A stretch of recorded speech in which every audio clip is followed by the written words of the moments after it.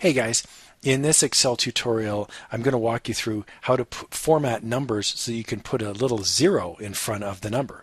So imagine, for example, if you wanted to type in 0, 1, 2, 3, 4, 5, 6, 7. But when you hit enter, the zero disappears. Really annoying.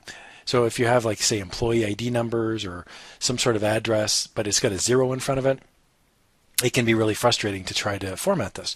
It's actually very easy to do. What you do is you highlight whatever you'd like to format, and then you go up to the formatting button, and there's a whole bunch of different formatting options, and you click on more number format. It's way down at the bottom, more number formats.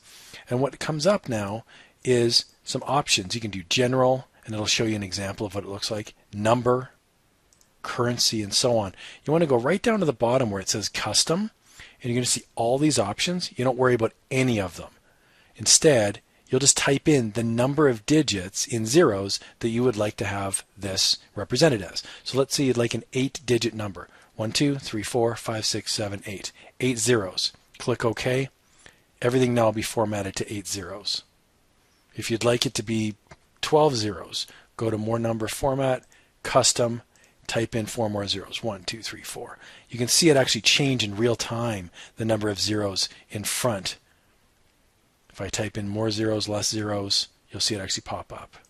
It's nice for catalog numbers, things like that. Very easy.